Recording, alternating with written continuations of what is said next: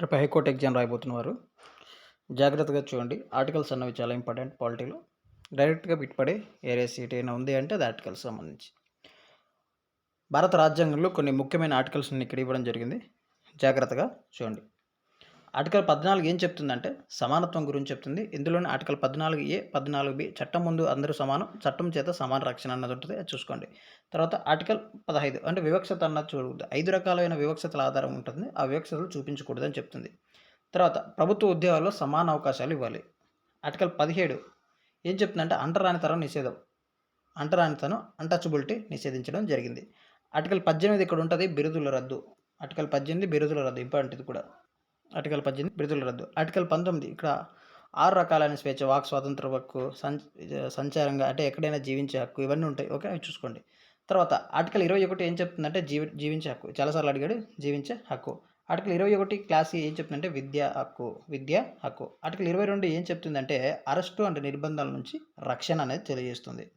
తర్వాత రాజ్యాంగ పరిహారపు హక్కు. ఏంటి రాజ్యాంగ పరిహారపు హక్కు అంటే ఆర్టికల్ 32. రాజ్యాంగ పరిహారపు గురించి చెప్పేది ఏంటంటే ఆర్టికల్ 32.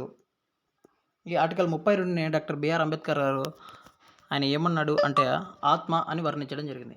అంటే ప్రాథమిక హక్కులకు ఎవరికైనా ఆటంకం కలిగితే డైరెక్ట్గా సుప్రీంకోర్టుకి వెళ్ళవచ్చు అని ఆర్టికల్ 32 చెప్తుంది.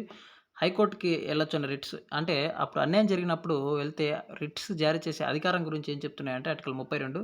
హైకోర్టుకు సంబంధించే రిట్స్ ఏంటి అంటే ఆర్టికల్ 226. తర్వాత ఆర్టికల్ 40 ఏం చెప్తుంది అంటే గ్రామ పంచాయతీల గురించి చెప్తుంది. ఆర్టికల్ 44 ఇది అడిగే ఛాన్సెస్ ఉందండి, యూనిఫామ్ సివిల్ కోడ్ అనమాట. రీసెంట్గా దీని మీద ఇది కరెంట్ న్యూస్లో ఉంది కాబట్టి ఇంపార్టెంట్. తర్వాత ఆర్టికల్ 48 క్లాస్ ఏ పర్యావరణ పరిరక్షణ. ఆర్టికల్ 51 క్లాస్ ఏ ఈ ప్రాథమిక విధుల గురించి చెప్పడం జరుగుతుంది. తర్వాత రాష్ట్రపతి గవర్నర్లకు సంబంధించి ఆర్టికల్ 52 ఏం చెప్తుందంటే రాష్ట్రపతి గురించి తెలియజేస్తుంది. ఆర్టికల్ 53 కార్యనిర్వాహక అధికారం గురించి తెలియజేస్తుంది. ఆర్టికల్ 54 రాష్ట్రపతి ఎన్నిక గురించి. ఆర్టికల్ 61 రాష్ట్రపతి అభిశంసన తర్వాత ఇలా చెప్పడం జరుగుతుంది.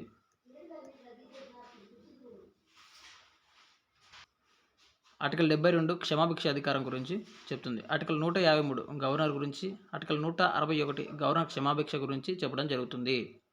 ఇంకొక ట్రిక్ ఇక్కడ ఉంటుంది, మీరు కేంద్రానికి రాష్ట్రానికి మధ్య చదివే తప్పుతున్నప్పుడు ఆర్టికల్ 89 నంబర్ని ఎప్పుడైతే మీరు యాడ్ చేసుకుంటారో అప్పుడు సెంట్రల్ నుంచి స్టేట్కి వస్తారు. ఇలా అనమాట.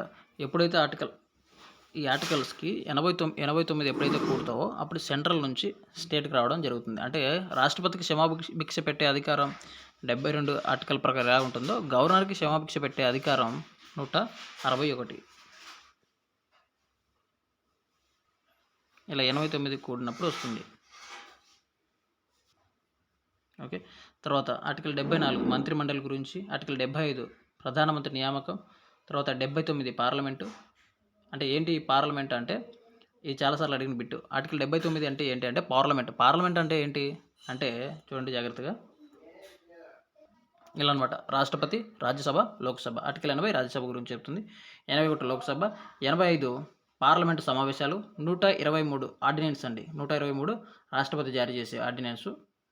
తర్వాత గవర్నర్ జారీ చేసేది 213.